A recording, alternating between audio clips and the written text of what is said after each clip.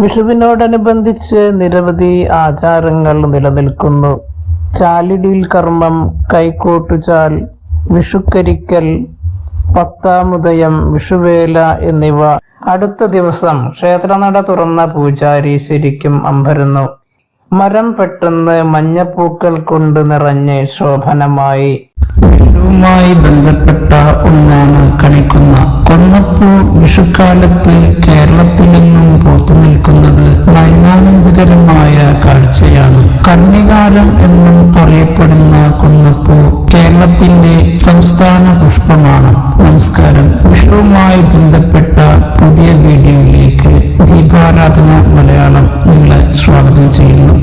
ഏവർക്കും ഹാർദവമായ സ്വാഗതം.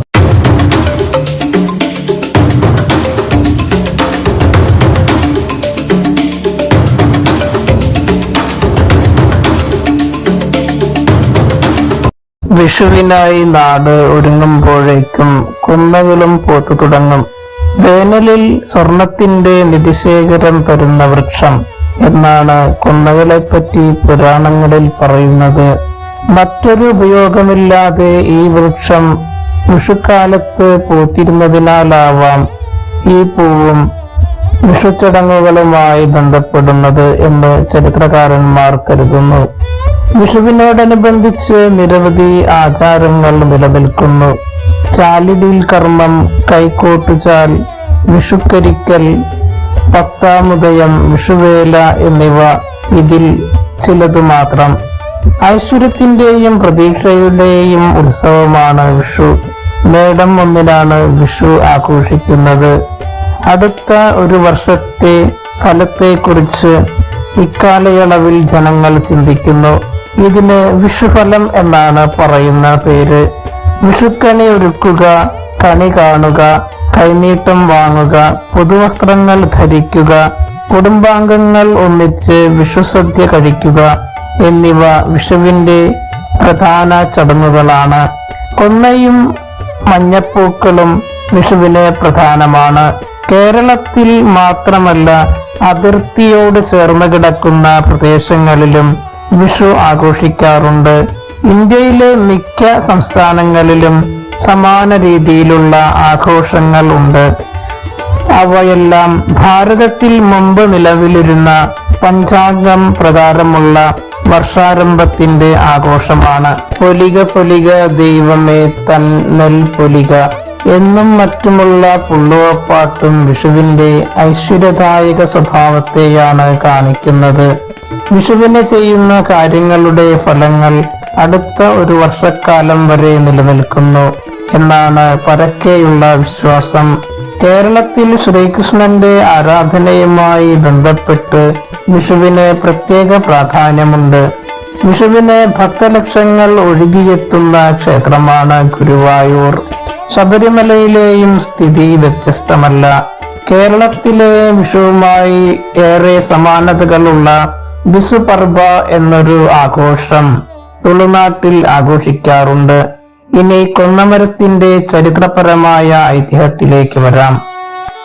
കണ്ണനോടൊപ്പം കളിക്കണം എന്ന ഒരേയൊരു ആഗ്രഹവുമായി ദിവസങ്ങൾ കഴിച്ചുകൂട്ടിയ ഒരു കുട്ടിയുണ്ടായിരുന്നു.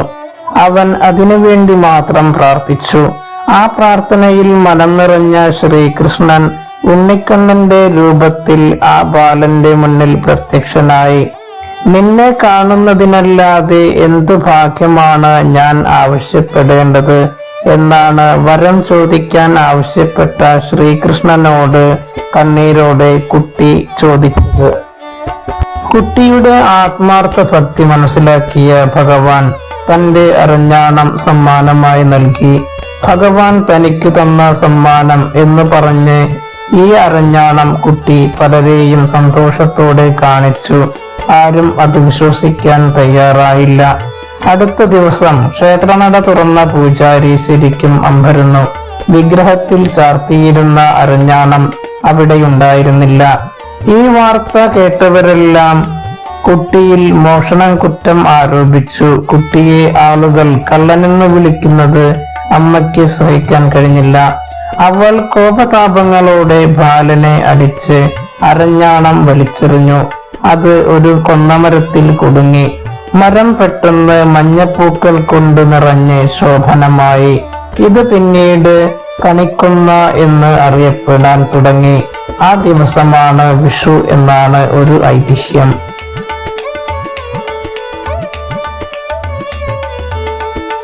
മേൽ സൂചിപ്പിച്ച വിഷു ചടങ്ങുകളിലേക്ക് തിരികെ എത്താം.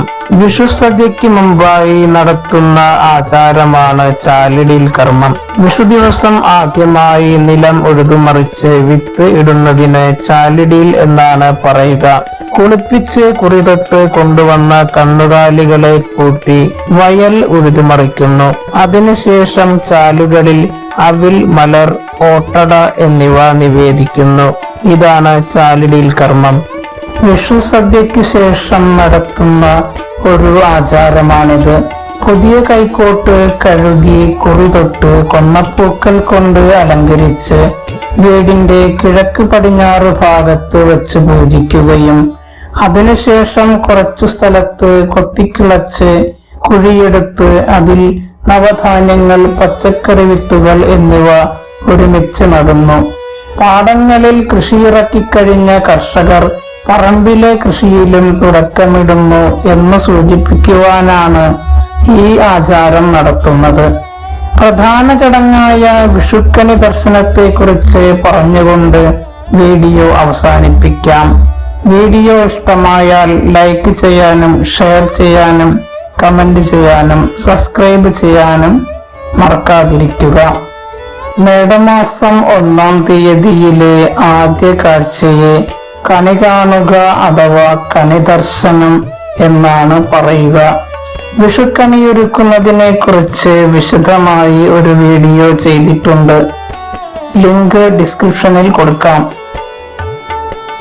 എല്ലാവർക്കും ഐശ്വര്യവും സമൃദ്ധിയും സന്തോഷവും നിറഞ്ഞ വിഷുദിനം ആശംസിക്കുന്നു.